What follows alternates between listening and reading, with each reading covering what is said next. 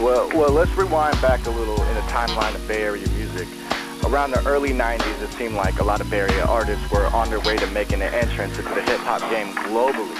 And then around the mid-90s, right after Pac's death, it seemed like the Bay Area movement almost came to a complete halt. Then fast forward to your album, My Ghetto Report Card, you came out with the single Tell Me When to Go, and it seemed like the movement was given a second chance. I mean, I remember watching Direct Effect on MTV, and some East Coast cats were talking about how your album was one of the best that came out that year, and I agreed, but that was some East Coast cats saying that. We also had a lot of new generation Bay Area acts supposedly getting major deals. And then all of a sudden, the movement kind of came to a halt again. What do you think happened? What slowed us down? I'll tell you what.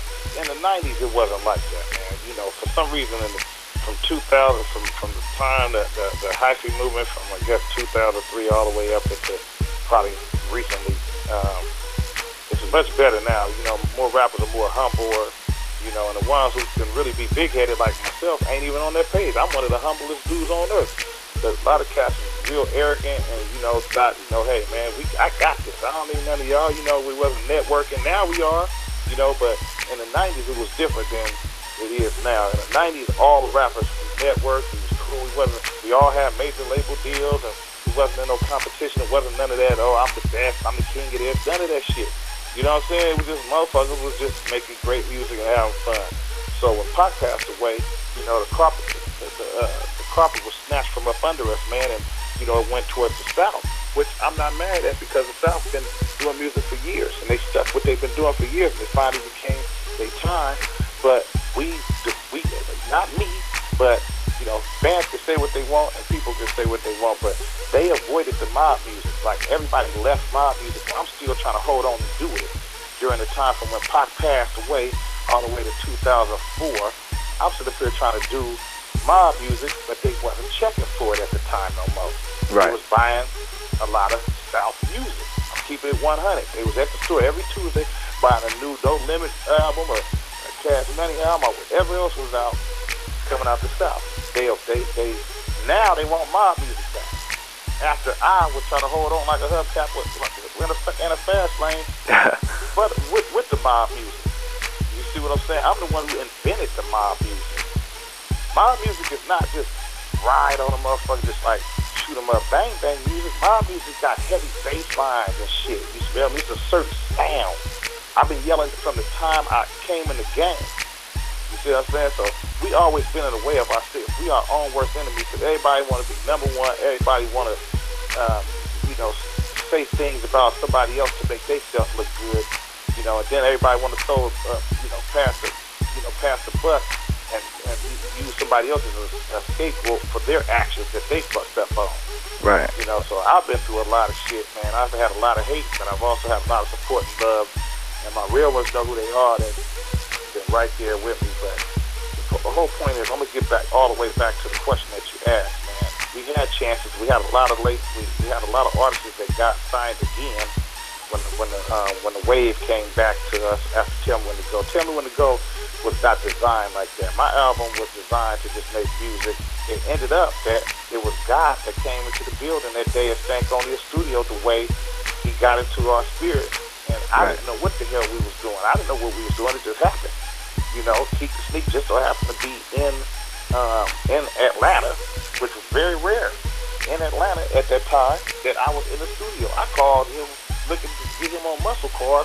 I called Dang Fang and was like, Fang, I'm trying to get Keith on this song. I got this song called Muscle Cars. Lil Jon just did the beat, Fang slap. You smell me? And so I said, where can I send the song to y'all? Give me an email address. He was like, where you at? I said, I'm in Atlanta. I was like, give me an email address. He was like, man, we in Atlanta too. I said, well, get your ass over here. so he came too, right? They both came too.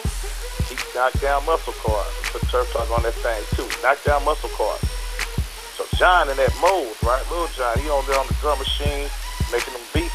Came up with a drum pattern. This was not designed. We didn't know what the hell we was doing. Came up with a cold-ass drum pattern. That drum pattern just so happened to be Tell Me When to Go. Now, on that drum pattern, we all in there getting towed back. You know what I mean? We was blanking, you know, drinking and smoking and having a good time. Keith and Fame come up, talking about Tell Me When to Go. Tell Me When to Go. telling the go. And then I came in with Tell Me When to Go. So next thing you know, you got Lil Jon fucking around with the MPC, you know what I mean? And he had Run DMC Dumb Girl sample already in the computer, so he's running through it. He's like, what about dumb? So he started doing that shit with the thing, punching the button, and that shit became a classic, bro. It just happened. Then John said, man, you know what? We can do a third verse, but I want you to do like me and Usher did on Yeah. I want you to, like when Usher said, do the A-Town stomp, you know? So I was like, gas, brake, dip. He told me to put all the shit. He told me to put all the shit that's going on in the Bay. You know what I mean? So I put all the everything that had something to do with the movement. You know, and that shit was the best thing for us, man. Right at that time, man. You know, and it's classic music, bro. It's people can say what they want to say, but to the youngsters and college kids and shit like that grew up on during that whole time, man, that's some of the our greatest times was probably In a Major Way and shit like that. Right, you know? right. But as far as this new generation, that's classic. Ghetto Report Card is a classic album to them because I didn't have all hypey songs for one. I had a whole bunch of different concepts on that album, you know. And for two, it was just one of them ones. It's a classic album, and Bennett and these youngsters here, and that's when they look back years later. Remember that album, the E-40 dude, and you feel me? That's how it is, man. I'm just rewriting history, man. You know what I mean? They can't erase me out of it. Hey, you did that. You did that. So with you headlining that, it's like you spearheaded that again. You came generations later again, and then headed that whole thing in there. So you're saying basically, what was that? Yeah, you're right. I don't mean to cut y'all. I did want to pinpoint this. The whole part about it, this I know is God's work. You know, I helped. You know, the major labels in the early '90s started coming out here because of the Click, E-40 and the Click. Right. See what I'm saying? Short and them already had their deal, like Short and who else was I think Dangerous Dang. They had a couple Digital Underground. But as far as the wave that came to the Bay when every label was looking for the Bay in like '92, '93, looking to see who the hot cast is, it was because of, and I'm not trying to be a me monster. It ain't just a me. It was teamwork, but it was Stick With It Records, man. Every label wanted to come see what the Bay was about. That's right. how I ended up signing with John.